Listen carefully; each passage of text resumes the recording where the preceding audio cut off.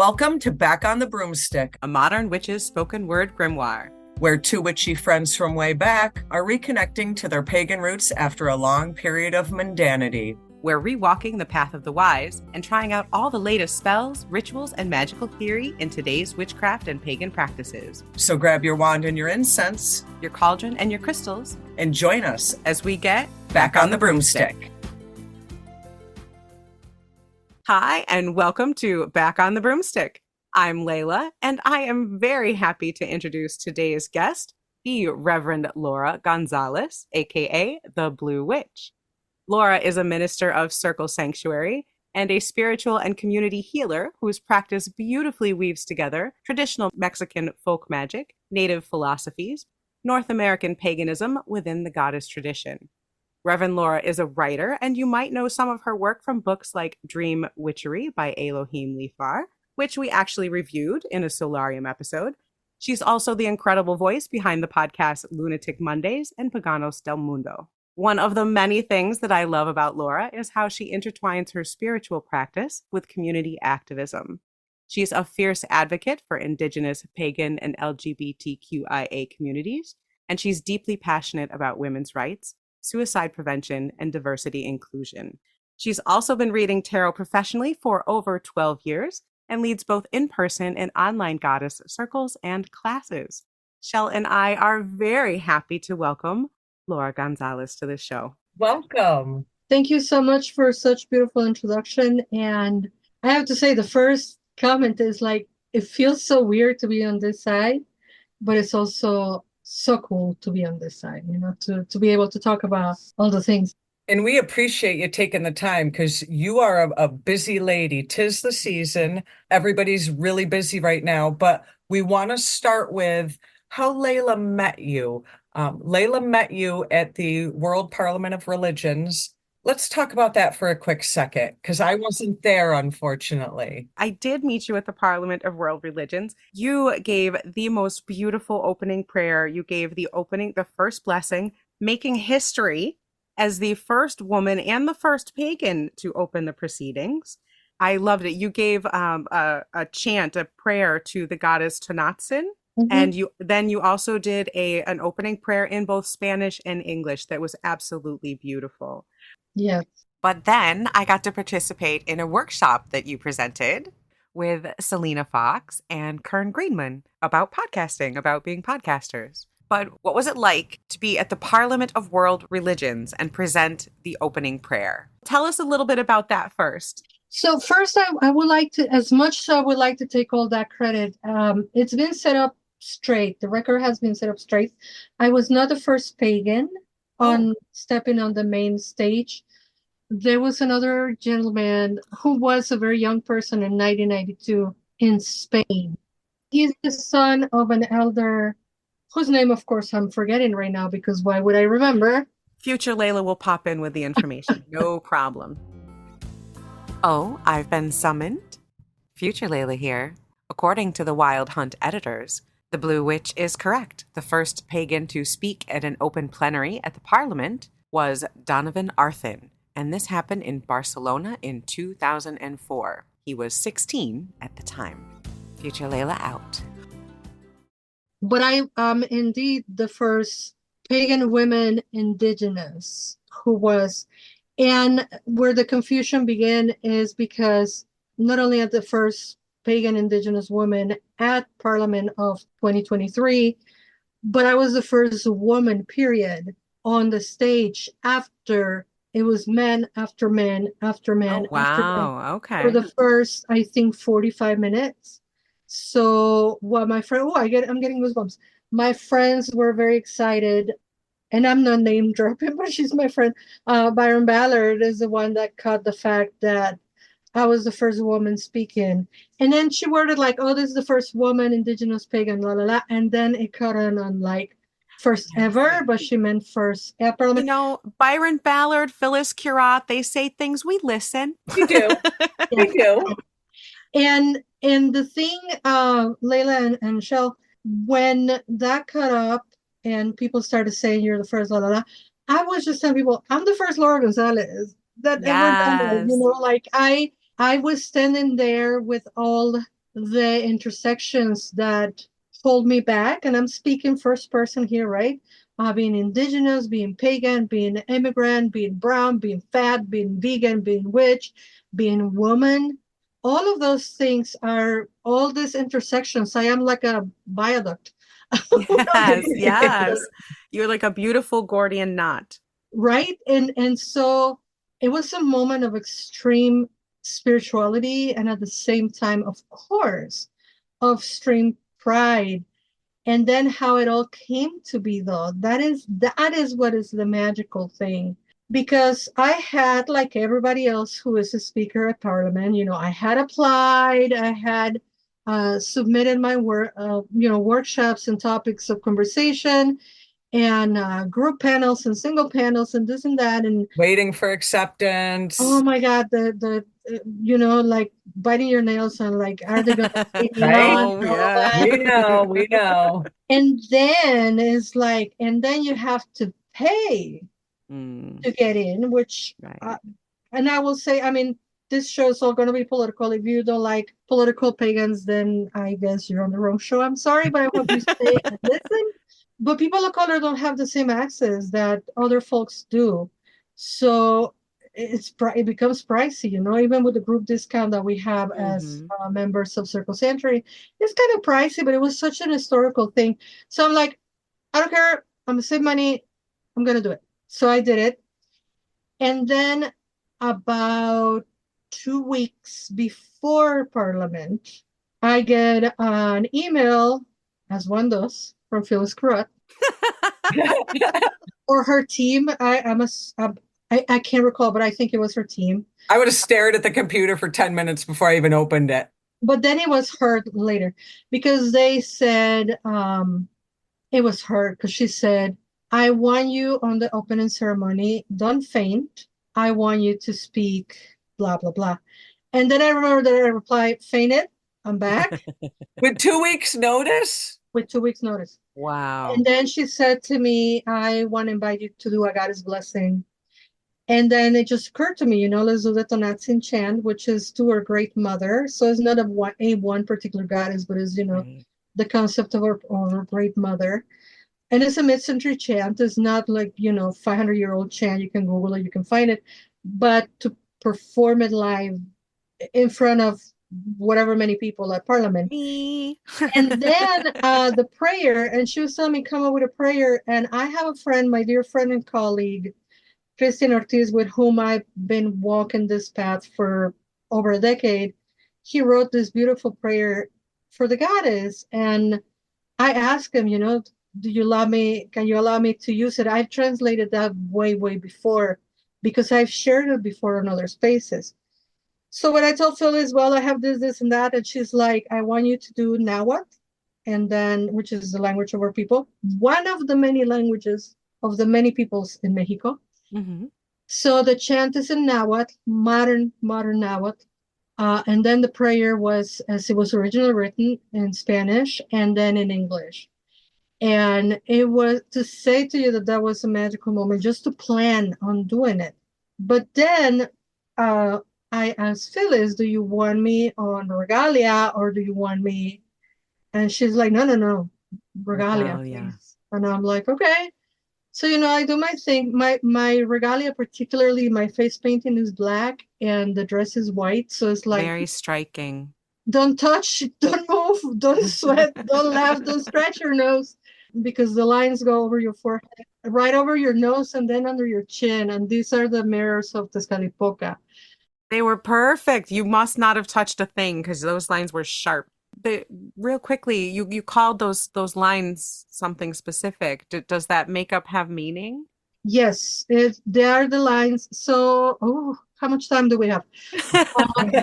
There are four main forces of nature on one of the traditions of our people, the one that I follow, obviously. And these four forces of nature are called Tezcatlipoca. So they are four: the white Tezcatlipoca, the blue Tezcatlipoca, the red Tezcatlipoca, and the black Tezcatlipoca. The other three have a alternative name. So these are famous. You've heard this before: Hecatquetzalcoatl, Xipetotec, and with Huitzilopochtli. These guys are like super well known. Or most people, you hear it and you're like, I've heard that before. But Tezcatlipoca is not as well known, and people who know the name Tezcatlipoca, they think about the way the colonizers depicted as a demon, a devil, an entity that is there to control you. What Tezcatlipoca is, I could not finish tell you what Tezcatlipoca is in a lifetime, but my responsibility with my people is to summarize in a way that is easy to grasp. I'm the mirror, right? So my job is to be the mirror and to help, right? To help people to go deep into themselves, to help people recognize themselves, to do shadow work. The words have been so watered down, but the true shadow work that is looking into the mirror. And so the lines represent pieces of obsidian or obsidian mirrors. Okay. And the other Tezcatlipoca people that have those responsibilities within the community, they will do the lines in different colors. So like red, blue, and yellow, and mine is black. So I happen to be the one with the black lines. And they're supposed to be black with a gray outline, but I did not did the outline because I was like, It was very striking. You looked amazing, powerful, thank you. beautiful, and I got chills. I mean, even rewatching it, you can watch this on YouTube. I will put links to all of this for everyone if you want to go check out this absolutely gorgeous invocation. I mean, I got chills when you started with the rattle and then did the chant. I did not understand the language, but I understood, you know? Yeah. I truly believe that's what happened with a lot of people, that there is a lot of extractivism in our cultures, right? Indigenous cultures. And it's a conversation that a lot of people don't want to have. The extractivism that happens with indigenous cultures within the pagan community. And so the chant for Tonantzin is, again, it's a little earworm that a lot of people may or may not be familiar with, but it's been taken out of context a lot. And the silver lining, if there is one, is that a lot of people kind of get familiar. And I also think, Layla, that is cellular memory. Yeah. There is a lot of that memory. That shared history that, you go back in DNA and Yeah. sure. I mean, the drum is the heartbeat. But the best part of it all that a lot of people don't know, so this is like, I've said it before, but it's like exclusive. So I've been told, right, by Phyllis Groth, like one does, come with your regalia, come here early, da da da. We all remember the snafus with registration the very first day. It was a little bit short of a nightmare. And I'm there with my smoke and my popushkomet and my things, and I'm ready to go. And then I'm like, where do I line up? Where do I line up? And then, of course, Twyla York finds out for me where do I need to be and what do I need to do. And there's a person with a clipboard and a headset, right? And the person with the clipboard comes to me and she's like, okay, so what are you looking for? And I'm like, where do we line up for the procession? Okay, what's your name? And I say, Laura González. And she goes, oh, okay. So she goes first and everybody else lined up behind her. I would have been panic stricken. And I was like, come again? And it was like that. So indigenous folks at the first line, which in this case it was me, and then the African drummers right behind me, and then so on and so forth, all indigenous peoples of the world. And then please forgive me, I forget his name. The man who is the liaison of indigenous affairs with Parliament of the World Religions. I, for the life of me, can never remember his name. I don't know. I was just a lowly volunteer. No one told me anything. He came to me and he said, walk slow. Right before entering the place, a couple of women are going to join us. And I'm like, okay, so here I am. Here comes Phyllis. And I'm told to light up the smoke medicine, We call it poposhkomet. And it's not saging. We call it just smoking. This is with copal, traditional resin from trees in Mexico. And here comes Phyllis, and she starts taking medicine, and I'm like, may I? And and I start doing the Oh, thing. And it's so surreal because I hear like a million camera flashes. Where are those photos? I need those photos. the Yeah. whole time at Parliament was such an amazing experience. And I've heard before that when you go to Parliament, you're never the same. And it has been true for me. And I think it's been true for you as well. I mean, I saw you at that workshop about podcasting, and I had just been doing this podcast for a couple months, and now here we are. And you are just busy doing so many things.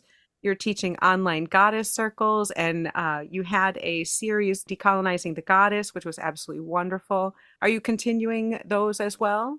Yes, I have to agree, definitely transformative, the experience of Parliament, not only because you get to connect with all these folks, right? Like I get to walk alongside grandmother Mary Lyons, right? To come into like why like somebody pitched me.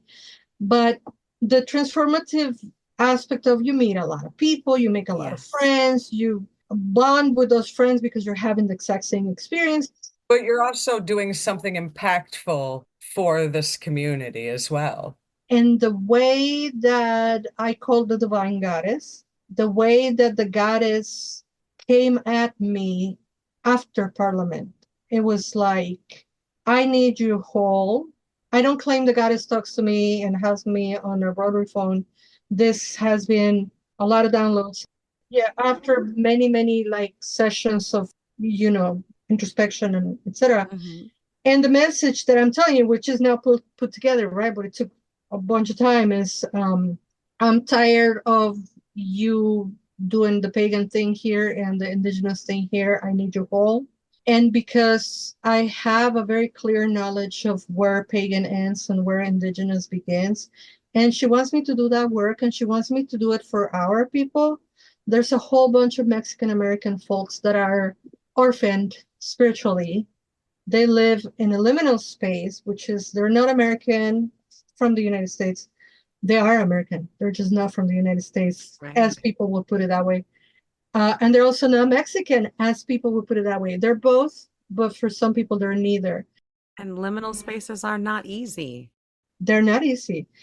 Like I say, with all my beautiful asterisk of things that intersect me, I also live in a liminal space. So a lot of changes after Parliament, and the main one, very clear, it was you're done with markets and festivals and doing tarot readings. You're not a tarot reader, and I'm not saying this by any means in a derogatory way.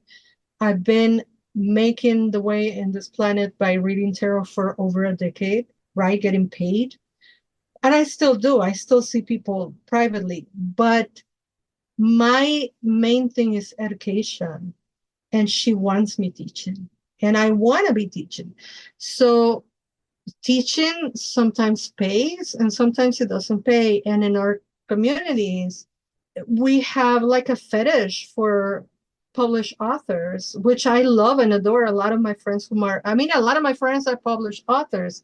But if you don't have a solo book author by you, it's like you don't get a whole lot of opportunities to teach. That's a damn good point. We definitely do. I see that in pagan communities. If you have a book, you're now the, You're quote unquote a higher authority. yeah, And Layla and I have several author friends. We love you all, but there is a line in the sand between if you're an author and not an author. I would agree with that wholeheartedly.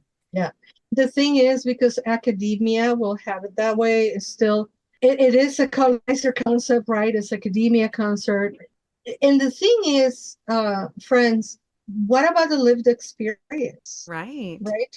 And I'm not saying that, for example, I don't know, Matt Oren or Phyllis Grodd or Elohim Lafayette, like they have lived experience, but they do Right. have the time, the resources, the ability to write a To book. write, exactly. And And that not takes everybody a does. lot. Yeah, And not everybody does. I cannot stop working, period, full stop. Right. Right. And I don't have the time to say, okay, I'm gonna disappear for a month and a half and I'm gonna go write a book. the other thing is like, what do I write the book about? Like, where do we pinpoint? There's so many things that I know. Whereas I can stand up and do an hour and a half workshop in front of 50, 75 people and convey my knowledge that way, that I can do. Yeah. But I can't necessarily take a 2 year sabbatical from my mundane day job that pays my bills to write a book. And the other part of it is I come from a tradition of oral tradition. We are oral people. We share our knowledge orally. So when there is this pressure of write a It's book, almost hypocritical to write it down into a book if that's what you were taught. and like people ask me, why don't you write about Day of the Dead? Like you are the expert on Day of the Dead. I'm like, because the holiday keeps evolving every year. What it is now is a very modern thing. Could you tell us a little bit about, I know you teach a class on this, so don't go too much into it, but just tell us a little bit about Day of the Dead for anyone who doesn't know. Day of the Dead comes from, like all of us nowadays, Mexican people. We're called Mexican people, right? But we're different, diverse indigenous peoples who have this unfortunate influence of the colonizers and et cetera, et cetera. And it's funny because colonizers will be like, "You're a brand new race." Like, how? Like, you're not your ancestors, but you're not one of us. You're something different, which is just it's emotional warfare. Mm-hmm. That's emotional warfare, and there's a huge wound for all of us indigenous people of Mexico there. But back to Day of the Dead. So Day of the Dead. Do you guys like Day of the Dead? I do. What I understand of it, which is, I guess, a very Americanized version of it, as a time to celebrate the lives of people that, in my family, people that I love, setting up an altar and ofrenda and putting out marigolds, different flowers, candies, foods that they enjoyed, and just celebrating their life. Mm-hmm. That's what I understand it, right around November 2nd. Yeah, that is exactly the big. Go ahead, Shell. This isn't necessarily my understanding of it because I don't understand it very much, to be completely honest with you. And here is where my question to you comes. So I don't know much about it. I am not of Mexican descent. So if I were to celebrate the Day of the Dead, is that considered appreciation or appropriation? Because there's a fine line, and I want to know your opinion on that because there's a lot of appropriation going on right now that's not appreciation. And, let's just say that might be something, I would want to look into. I obviously want to honor my ancestors, ancestor altars and all of that. But is it appreciation or appropriation? Because that, I think people need to know the difference. They love our culture. They love the colorful Day of the Dead. They love our food. They love our music. They love our women. They love our language. They love tacos. They love Day of the Dead and the sugar skulls. They love the altars. They love the guacamole and they put it on everything. They love our cuisine. They really, really love Day of the Dead and all the traditions that are attached to it. They love to go to Mexico on vacation and they love to go to the beaches. And they really love how we welcome them, whether we welcome them in Mexico or we welcome them here when they come to our spaces. They really love our culture like nobody's business. They just don't love us. And that's the problem. My mindset, I can't wrap my head around that, but I see what you're saying, but that's just horrible. And so to answer your question, first I want to ask Layla a question and then I will answer your Shell. Sure. The Day of the Dead is and I ask you if you liked it because the original Day of the Dead holidays were 20 days each. So it was a 40-day period in Oh, which we celebrate and we honor the departed, first the little kids and then the elderly adults and elderly folks. And fruits, marigold, and dances, and burning smoke, and all of that. Then, when the colonizers came to what is now Mexico, they bring their traditions of All Saints' Day and All Souls' Day. And those traditions were already very much infused with pagan traditions.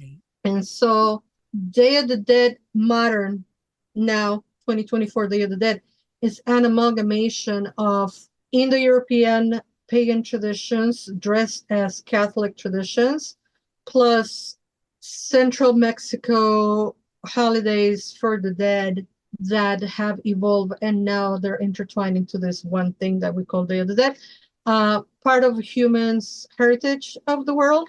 So by the United Nations, and a beautiful, beautiful festival, which is indeed to celebrate and to honor those who have lived.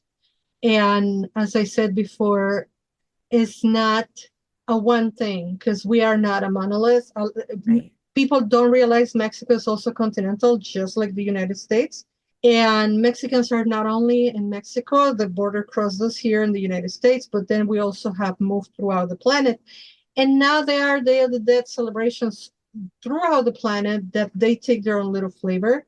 But in the continental Mexico, it's also celebrated differently. So that is also why a full book of Day of the Dead cannot exist, because it's like each little town has their own traditions. With that said, I don't speak for all Mexicans, so I cannot say hands off, don't touch it. I can't, because I'm not the representative of all Mexicans who celebrate Day of the Dead. What I can say, and I will say until my face is blue, is, do you want to learn about these traditions? Go to Mexican people, go to indigenous people. Do you want to be part of the celebration? Go where it's celebrated by Mexican and indigenous people. Do you want to set up an altar? Go to where we set our altars. Do you want to get in touch with your ancestors?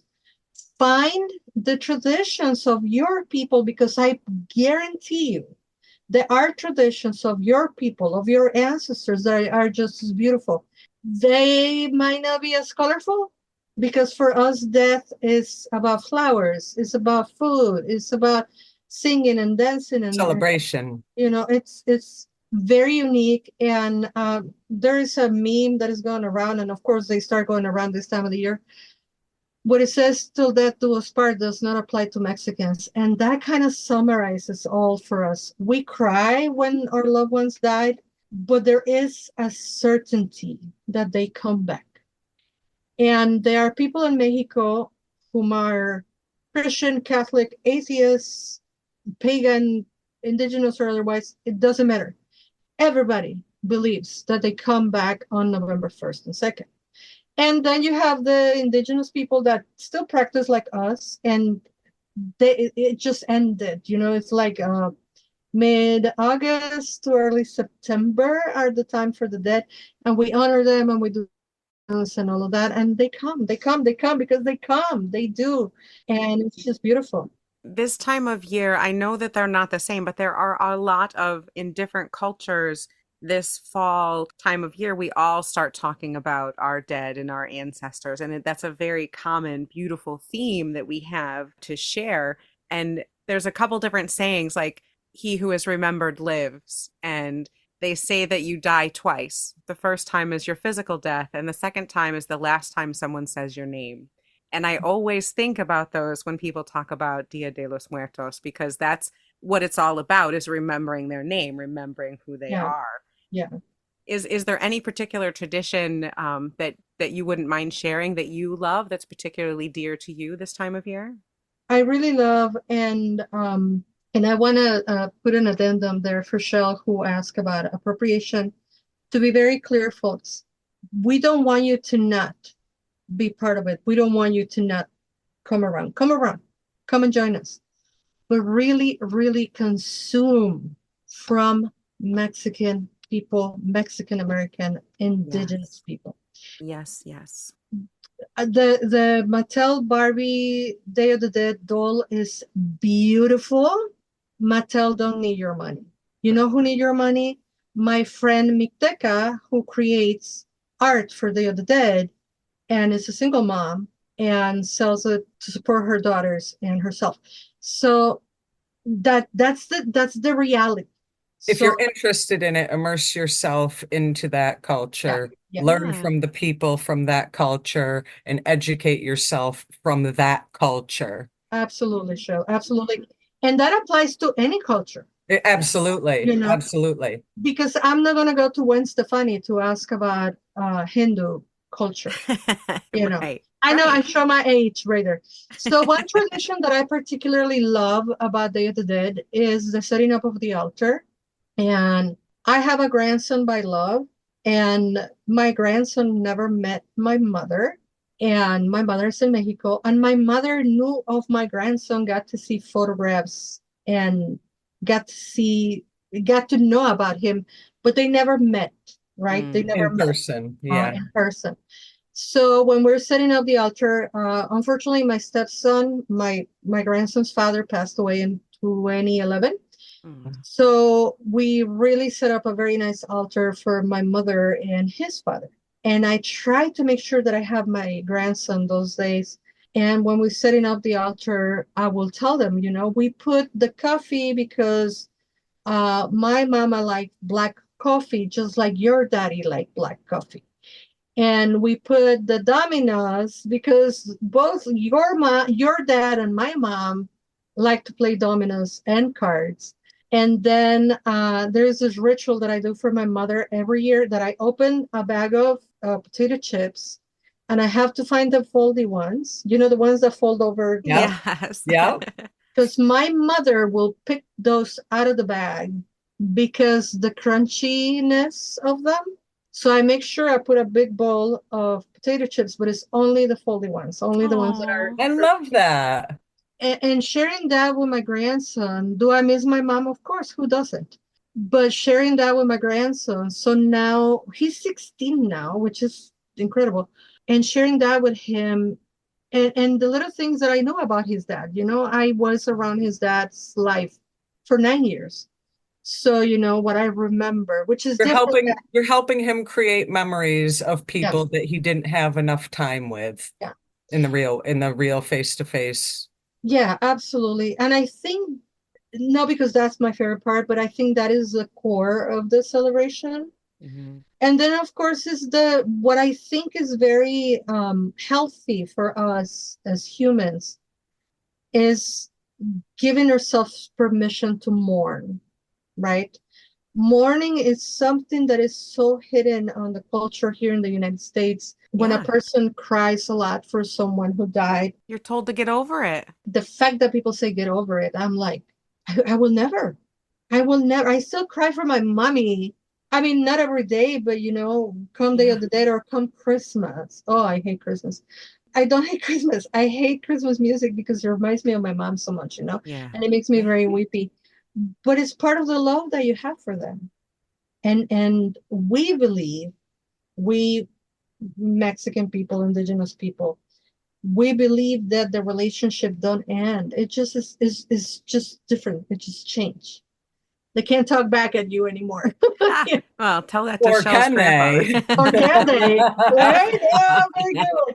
In an episode just a couple weeks ago, Shell was talking about one of her traditions on Halloween, on Samhain, is she and her children would leave pieces of candy from trick-or-treating on their ancestor altar for a particular grandmother. I had a grandmother who Halloween was like it for her. It was like her Christmas.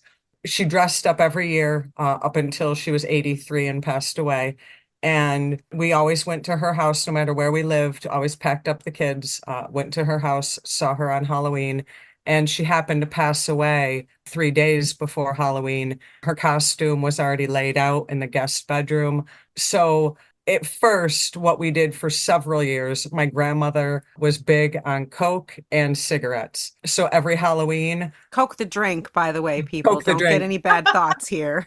The kids and I, we'd crack open a can of soda. They would leave out a piece of candy because my house happened to be just a few doors down from the house that she passed away in. Sometimes they would leave candy out in the front yard of that house. It just, because I don't know if it was the fact that she died so close, she died on the 28th, or if it was because that was like the most important holiday to her. But it's almost like the phone rings on that day. You know what I mean? That spiritual phone is always ringing on that day.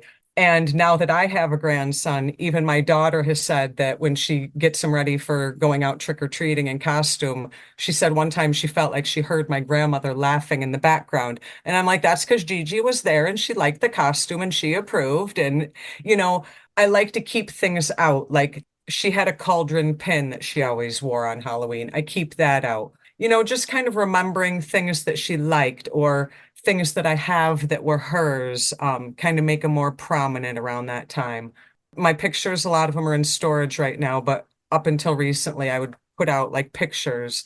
It's just, like I said, it might be because it was like her favorite time of year and she passed away at that time. But it's like I said, it's like that spiritual phone like rings. You're not going to believe this. And these are the beautiful mysteries, right, of the divine. My mother, who does not like to be called or named or anything, she died, she's done, she's gone, and she made it very clear when I'm done, goodbye. But my mom was the old lady that will give out candy on Day of the Dead, and she will go all out, for all the kids on the block. Because in Mexico City, yes, children go. Not trick or treating is different, but they go and they get candy. And so that was one of my the favorite season, because for us is like the Mexican holidays, Independence on September, and then October. A lot of people in the city are already celebrating Halloween, just like in the United States. And then Day of the Dead on November, and then of course it's Christmas in December. And the whole holidays, fall, winter holidays, my mom will be like the happiest. But Day of the Dead was like, The Her big thing. one for her. the fact that I'm obsessed with Day of the Dead is not, a coincidence. I learned that. And my mother passed away on October 27th. Oh, Oh my geez. Oh, goodness. geez. You know, the two of them are somewhere in the universe conspiring to hand out My candy. grandma was all about full-size chocolate bars. She did not do minis. She was not about the mini life. Yeah. And my mom, same, she will Wow. go to the point that when I was very, very young, I will get jealous, like, why are you giving all this candy to all these kids? Like it's my candy, but I was a kid and of course I was jealous.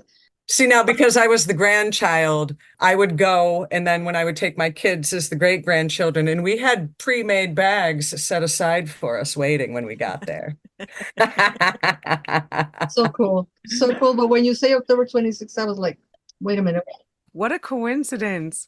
Now, I don't want to keep you too terribly much longer, Laura. I know you're a very, very busy witch. You also have, in addition to your classes, your online classes, which we will put links to all of those, in person in Chicago, which I love your city, by the way. Big pagan presence I've there. never been there. I gotta go. Now, you moved there 20 some odd years ago? 25 and 26 now. And the fun fact is I have existed longer in Chicago than I ever did in Mexico City.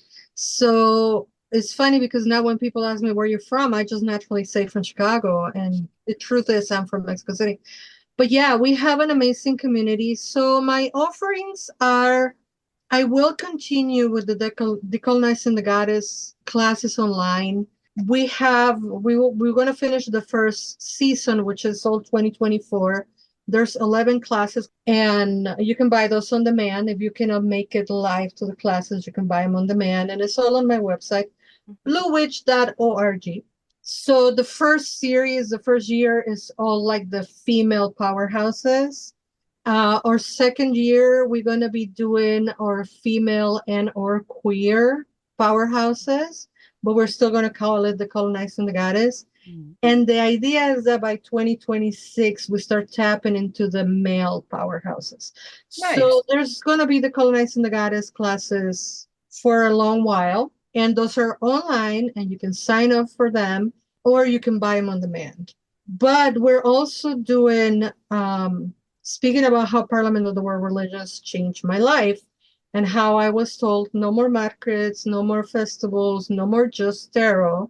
It was taking a toll on my health. It was taking a toll on my wallet. And people want to learn from me. And I want to teach because I love teaching more than anything in the planet.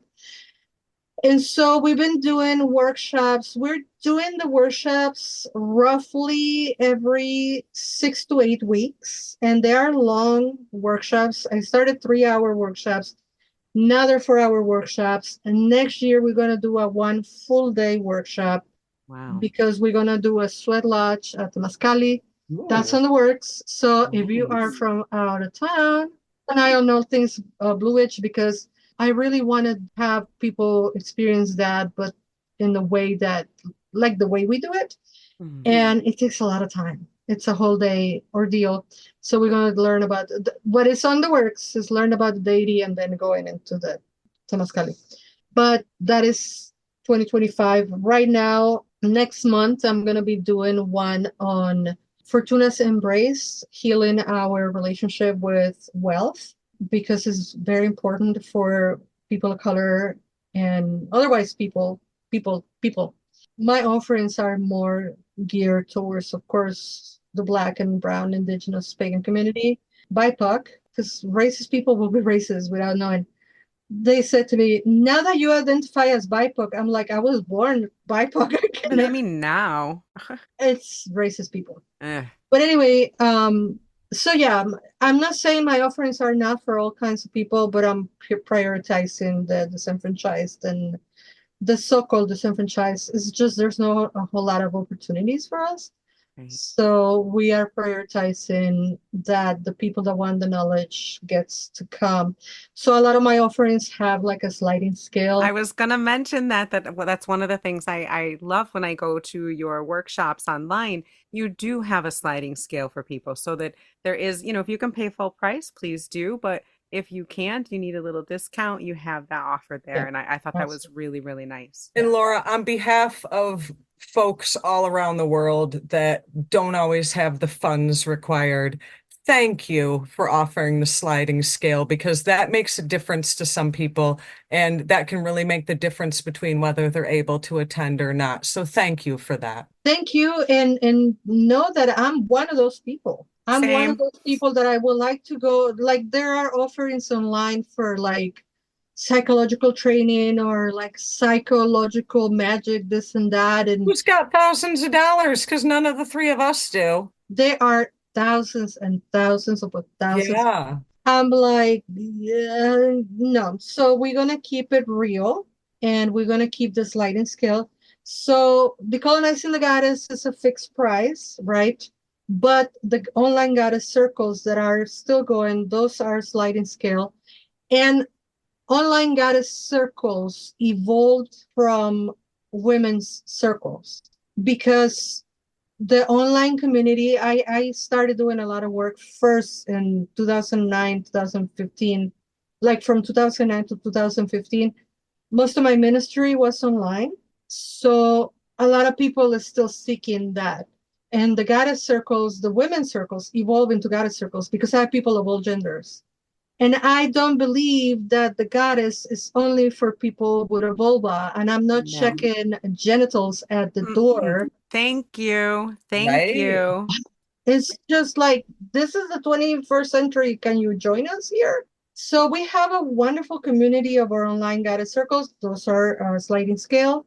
And we're continue building a community for the workshops. We just did one a few weeks ago called Chalchutlique or Sacred Waters. And Yes. it was a beautiful transformative experience because we go with this indigenous goddess and what her message is. And we tap into like eco activism and emotional self and shadow work and community. And it's just beautiful. And then we do ritual within the workshop. There is a ritual. And I'm going to keep offering those. Like I say, next month, we're going to do the Fortuna one. But I'm also going to be teaching this month here in Chicago. So if you're local to Chicago, go to Mestiza Shop on historic 18th Street in Pilsen. I will be teaching Origin and Traditions of the Day of the Dead. Oh, That nice. is more of a how to class. So how to celebrate, how to do it, why we do it, where it comes from. And that is going to be the only Day of the Dead class that I'm doing in person this year. Mestiza got me, Mestiza want me, Mestiza got me. And it was just beautiful because Suhaiti and I got together in, I think, July. And I'm like, if you want it, you need to put a pin on it now. because I have people calling me now like I want a reading on October 26th, and I'm like, of 2025? Because This is the witchy busy season. This is the season of the witch, the season yeah, of the blue witch, apparently. the season of the Blue Witch. So we're gonna be at Fair of Fortunes at Mallyway Brothers the next day, just doing tarot readings because of course it's October. And I'm going to be doing the Ancestors Summit online, an Ooh. offering from Wendy Mata Bruja Co. And I'm going to be teaching Day of the Dead Masterclass. Oh, It's going to okay. be online. Did you send me links for that? Because I'm interested. The links for that, believe it or not, drop. I mean, they drop. Yeah, you have links. Okay, I'll Yes, get you them. have I'll links. get You them. have links. And that is going to be an amazing thing because it is free to attend. Oh, wow. And then you can opt in to buy the recordings, and then you can access those unlimited time. And I'm going to throw a bonus class for that, which is going to be an ancestor spells class, because I have a bunch of classes that I sell on demand as well. Mm-hmm. So we're going to throw that bonus there. And last but not least, I'm also going to be at Circle Sanctuary because it's their 50th anniversary jubilee. The end of the month, right? The end of the month, we're going to be there 25, 26, 27 of October. So if you see me and if you just see me waving, We'll wave as you run by. I love you, but I'm running into something else. I also have a wedding on November's that I'm officiating. So it's like, on top of that, a wedding. Now, Laura, please tell all the listeners where can they find your classes, your schedule, if they want to book a reading, where are you on the socials? Bluewitch.org. Bluewitch.org. We don't do .com because it wasn't available and because we're special. We're very well organized. No, bluewitch.org, and all the things Blue Witch are there. On-demand classes, new offerings, workshops, in person, online, la la la. The best place to go find me everywhere is to go to bluewitch.org. Before I go, I know I'm already, because you invited a talker to your show, so I'm gonna talk. Good, because I still Um, have two questions. all right, beautiful. But let me shout out to Andrea Fernanda, my business manager, and to Sunny Wilcani, my personal assistants, and to Lisa Chavez, whom are now the Blue Witch team. I'm so jealous you have a team. You know what? It's so awesome for you. I must have done something incredible in this lifetime because these three people are keeping me sane, keeping me afloat. And I wouldn't be able to do half of the things. There's 12 events for Yes, we need October. you to be able to teach and to share. And then, of course, my husband. So, it's like it's 5 people on the team. See, I look at Layla and I as we're our team, and the husbands are like the backup dancers. There you go. Like that. Real quick before I let you go, I just have two silly little questions. Sure. The first one is on your YouTube. You do oracles for the week, and you use quite a few different decks from what I've seen. You don't stick to one particular deck. Do you have a favorite oracle or tarot deck that you have used? Absolutely. So that is the coffee breaks that we've been doing since 2018. And usually Monday, Wednesday, Friday, but sometimes I can't do it because busy. Busy. My favorite tarot deck, about a decade's old, Legacy of the Divine by Ciro Marchetti. Ooh, do you have That's that a one, good Chelle? one. I do. And anything by Ciro Marchetti, I like. I'm just mesmerized by his art because it's like mixed, it's like manual and computer. So I really like it. And when it comes to tarot decks, I really like his work, specifically Legacy of the Divine, but he has like 2 or 3 that I like. And Nice. when it comes to oracles, I really love Stacy DeMarco. I watched one of your episodes recently where you had like 6 of her decks. Yes. And I keep telling the people that come to the coffee break, like, do you guys recommend other oracles? Should we go buy stuff? Like, and everybody's like, no, you have a relationship with Stacy. Because I know her. I bought her decks and then I found her online and then I invite her to my podcast. So we have we're not besties. We don't have coffee once a month, but we have a good relationship, right? So Right. I feel certainly a personal connection with the person that wrote the That oracles. helps. And I was just recently shopping online, like which ones she came out with new ones that I don't have because I want to go buy them. So anything by Stacy DeMarco is a really good oracle. And the way she writes puts like a rhyme or like a little spell on every one of the oracles. And I really like that. She's very talented and she's a no holds bar witch from, I don't want to mistakenly say, I think Australia, but I might be mistaken. Hey, no holds barred is our kind of witch. We like that. She's amazing. She's amazing. Yeah. My last question is going to be for you in particular, Laura, but also Chelle, you and I should also answer this. It's a little irreverent, but considering that, this is the season of the witch, it's the spooky season, we're honoring ancestors across the globe in all sorts of different cultures. And food seems to be pretty common. When people talk about honoring their ancestors, we all talk about food. So, since you said recently in one of your YouTubes, Laura, that we don't all live forever. Yeah. And since we don't live forever, when you have gone, what food will be used to call you for your descendants? How will they call you as an ancestor? What food? The answer is going to surprise everybody because it's the most not Mexican food in the planet. I want a mountain of French fries with a gallon of ranch dressing, which will not upset my stomach because I'm dead. Because I'm vegan. I'm vegan vegetarian.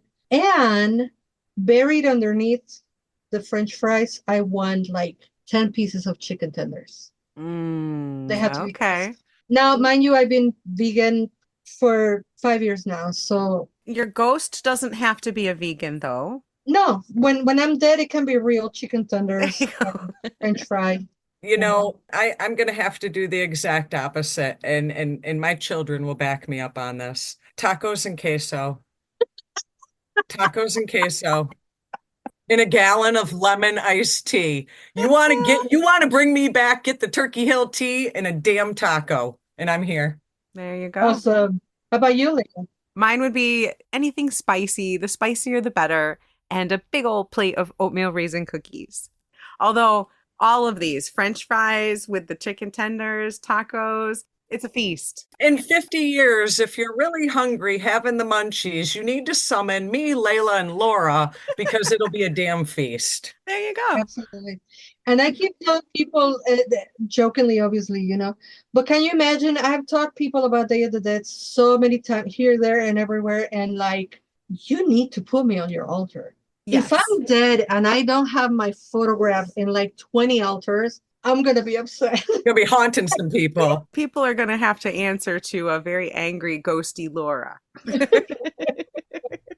I hope not. You've touched a lot of people, Laura, and when I see people react to you on these YouTube, you're so friendly and open, and you have such great insight for people. So I am not surprised that you are a minister to your community because you definitely have that spirit. So thank you for sharing that with us. Thank you. Thank you so much. And thank you for having me. It's been my pleasure to meet you, Chelle, and to reconnect with you, Layla. Thank you. And all the blessings that we have in life, right? We can choose to go down and cry and feel sorry about ourselves, or we can choose to use those to lift ourselves up and be lifted by our community and then return the favor and lift them up. And I think I'm a talker. I just need to talk. People, just give me an opportunity to speak, please, so I can do it. Well, you have podcasts, you have your YouTube channel, you have your classes. We'd love to hear you talk. So thank you. Thank you. I can't wait for the opportunity to meet you in person because I know it's going to happen. I am looking forward to that. Well, we will put links to all of your upcoming events so people can find you online and in person. And finally, a last thank you to Laura González for joining us on Back on Thank you so much, Laura. Appreciate it. Thank you. Thank you so much for having me. Good night. Have a good night. Good night. Thank you so much for listening to this episode of Back on the Broomstick with the Blue Witch, Laura González. If you'd like more information on where and when you can get a class or a reading from Laura, we have links for all of that in the show description. And if you'd like more Back on the Broomstick, you can check us out on our website, Facebook, YouTube, and Instagram, all of them Back on the Broomstick. And if you liked our episode, please tell a friend, leave us a review, some stars, some likes, give us a thumbs up. It really helps the show out, and Chelle and I appreciate it. We hope you're having a wonderful season of The Witch, and we will see you on our next episode. Keep it witchy.